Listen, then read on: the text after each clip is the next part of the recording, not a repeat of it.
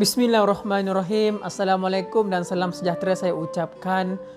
Yang saya hormati barisan juri atau penilai yang arif lagi bijaksana serta para penonton yang menonton video pembentangan saya pada hari ini. Sebelum saya memulakan pembentangan, izinkan saya melafazkan sebuah pantun terlebih dahulu. Membeli ikan di hujung pekan, terdengar hingar riuh suasana. Kajian tindakan saya bentangkan, silakan dengar, moga bermakna. Silakan. Tajuk kajian tindakan saya ialah meningkatkan kemahiran menulis perenggan isi dengan menggunakan teknik Tahu Con Pepper. Apa itu Tahu Con Pepper? Sabar, nanti saya akan jelaskan. Sebelum itu, izinkan saya perkenalkan diri saya terlebih dahulu. Nama saya Tengku Syairan bin Tengku Roslan dan saya merupakan seorang guru bahasa Melayu yang mengajar di Kolej Vokasional Kuala Kelawang, Jelebu, Negeri Sembilan. Seterusnya, pengenalan. Untuk makluman semua, semasa saya mengajar, saya mendapati bahawa murid, apabila kita berikan latihan karangan, mereka membuat latihan atau menulis latihan karangan yang diberikan oleh guru secara sambil lewa dan kurang berkualiti. Selain itu, murid juga dilihat tidak mahir mengembangkan perenggan isi karangan dan juga nampak tidak tahu ataupun mungkin tidak mahu menggunakan gaya bahasa yang menarik dalam perenggan isi. Dan yang terakhir, saya lihat pelajar, mereka perlukan satu teknik yang dapat membantu mereka. Jadi saya pun berfikir, jadi saya pun hasilkanlah teknik akronim, teknik Tahu Con Pepper untuk membantu mereka mengembangkan perenggan isi karangan dengan lebih jelas dan matang serta pengolahan bahasa yang digunakan lebih menarik dan berkesan. Seterusnya, fokus kajian. Fokus yang pertama ialah terhadap kesukaran murid menghuraikan isi karangan. Yang kedua, pengembangan isi karangan yang tidak mempunyai kesinambungan idea. Dalam erti kata lain, tiada kohesi dan juga coherent. Tak ada kesinambungan. Bahaya. Yang terakhir, pengolahan gaya bahasa isi karangan tidak menarik. Bahasa yang digunakan masih sama tahap mereka tingkatan 1 dahulu. Terus terang saya katakan. Seterusnya, objektif kajian. Terdapat 3 objektif utama. Tapi objektif yang umum ataupun amnya ialah kajian ini bertujuan untuk meningkatkan kemahiran murid menulis perenggan isi karangan. 3 objektif khusus. Yang pertama, murid dapat menghuraikan isi karangan dengan baik. Yang kedua, murid dapat mengembangkan isi karangan yang teratur. Macam saya cakap tadi, ada kesinambungan, tersusun. Dan yang terakhir ialah murid dapat mengolah gaya bahasa isi karangan dengan menarik.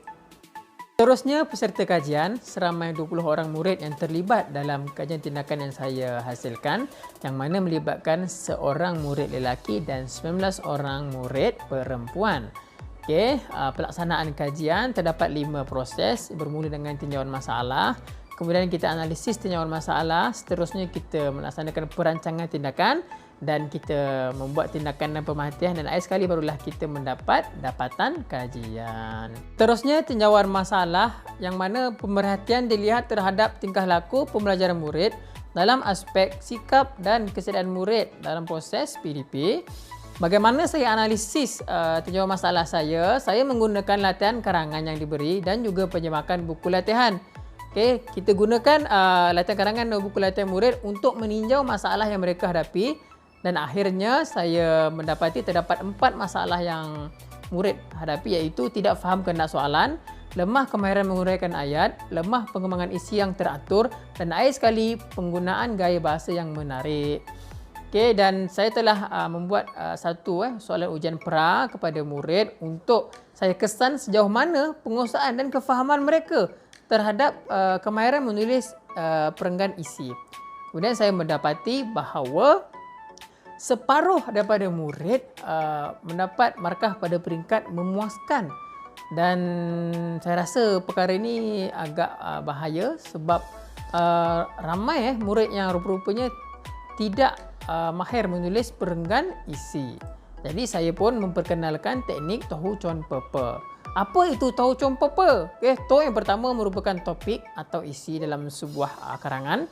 Okey. Who merupakan huraian isi yang dikembangkan. Contoh yang menyokong isi.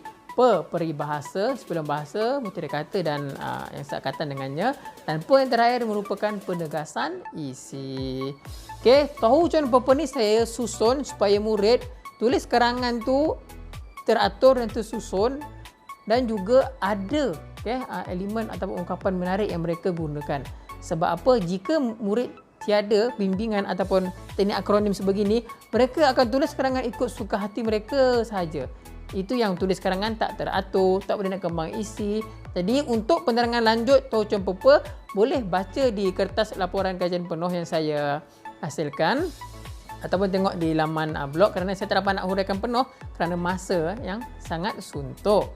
Okey, strategi yang saya lakukan ialah yang pertama saya mengadakan bengkel.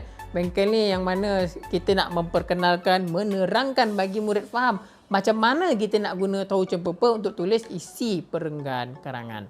Kemudian bila murid dah mula faham, barulah saya teruskan dengan latihan yang mana saya buat mula-mula secara berkumpulan, kemudian barulah secara individu.